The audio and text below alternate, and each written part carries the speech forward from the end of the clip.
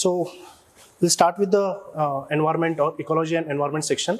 So if you see the questions, it's from the I think so. This paper is the D set. So if you see the question number 61, the question is the hopper and pond skaters are. So these are nothing but the insects. If you see, these are nothing but the insects. And if you see the first insect or the organism which is called as the cicadas, you can relate it with the Silent Valley, which is in the Kerala basically. So if you see in the Silent Valley, we don't find the cicadas. So we have discussed this already in our lectures basically. So the answer for this is the insects. So question number 65. So the question is, consider the following statements. So first statement is lions do not have a particular breeding season. So this statement is correct actually. So whenever the lions take over basically the pride of the lions, they go for the breeding. So throughout the year they can go for the breeding seasons. So this statement is correct. So second statement, unlike most other big cats, cheetahs do not roar. So this statement is also correct. So basically if you see the other big cats, they roar, but basically the cheetahs, they don't roar, they just growl. So it is the growling. So just they growl. First is, unlike male leopards proclaim their territory by scent. So this statement is incorrect. So generally they also mark their territory with the scent. So the answer is only 1 and 2. Question is, which one of the following shows a unique relationship with an insect that has co-evolved with it, and that is the only insect that can pollinate this tree? So if you see, this is little bit tricky or difficult question which was asked in this exam. So the answer for this is the fig. So fig and the wasp, they have a evolutionary history of nearly 60 to 90 million years old.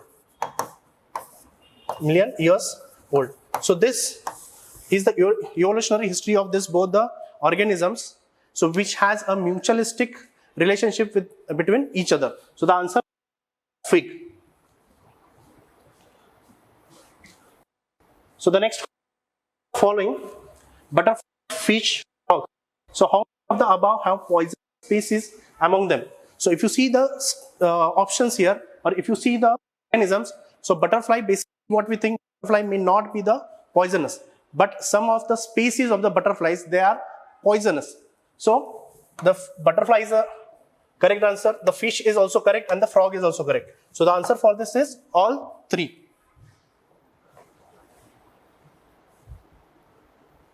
So the next question, how many of the above trees are actually native to India? So if you see basically the cashew is native to Brazil. So it is native to Brazil. The second, papaya, if you see, it is the native to Mexico. And the red sander, it is the only species which is native to India. So we can find the red sander in Andhra Pradesh, which is, and on this species already UPSC has asked multiple questions previously. So the answer is only 1. So if you see the next question, consider the following. So if you see, these are the different species or the organisms which are mentioned here. Now the question here, it is very difficult to answer this question.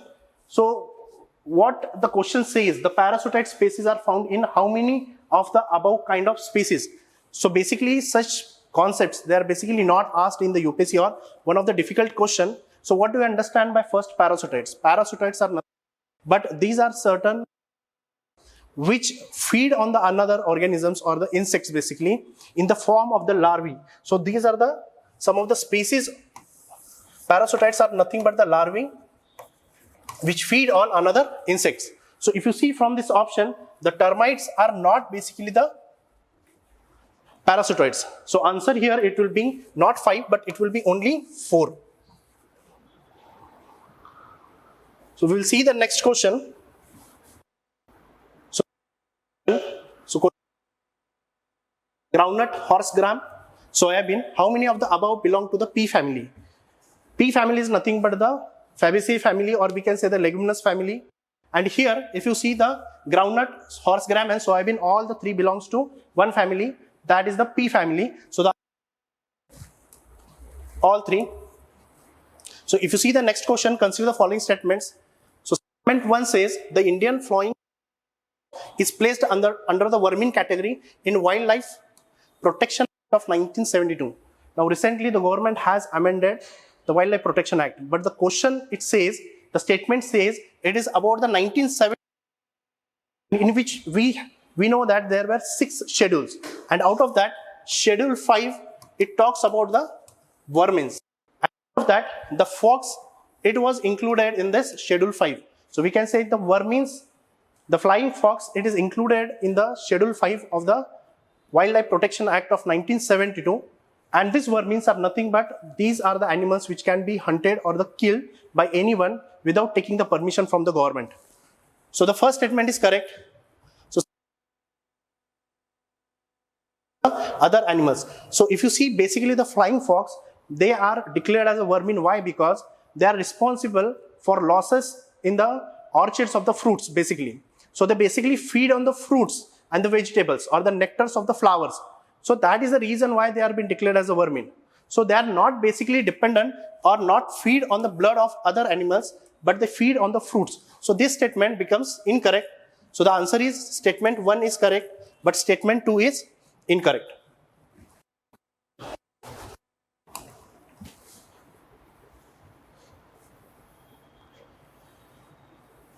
So if you see the question number 86, the question is, consider the following: agriculture residues, corn grain, wastewater treatment, wood mill. Which of the above can be used as a feedstock for producing sustainable aviation fuel? Now what do you understand by sustainable aviation fuel? Sustainable aviation fuel is nothing but the fuel which is produced by using non-petroleum products or non-petroleum feedstock. And for that purpose, we can take all this agriculture residues can be used for that, corn, wastewater, as well as the wood mill. So the answer here is C, 1, 2, 3 and 4. So the next question is, according to the Environmental Protection Agency, which one of the following is the largest source of sulfur dioxide emission? So if you see basically all these are the examples of the emission of sulfur dioxide, but the question is the largest source. So the largest source, if you see, it is the power plants using fossil fuels. So it may be your coal or it may be any other crude oils which are basically used to produce the power or the electricity. So largest consumption, it takes place in power plants. So the answer is the fossil fuels, power plants using fossil fuels. There was one more question which was asked in this ecology section. So question number 63. So the question was about consider the following pairs. They have columns. One was with respect to the country and second was animals found in its natural habitat. So the first pair was Brazil and the Indri animal. So basically this is incorrect pair because Indris are found basically in the Madagascar, not in the Brazil. So if you see the second option, the second option is elk. They are found in Indonesia, but this pair is also incorrect because elks are basically found in East Asia, not in the Indonesia. So this pair becomes incorrect. And the last what they have given is the bono ape, which is basically found only in the southern parts of Congo River. So it is the Democratic Republic of Congo where we can find this bonobo species, not in the Madagascar. So the answer for this is none of the above pairs are correctly matched. So the answer will be D for question number 63. Okay, thank you.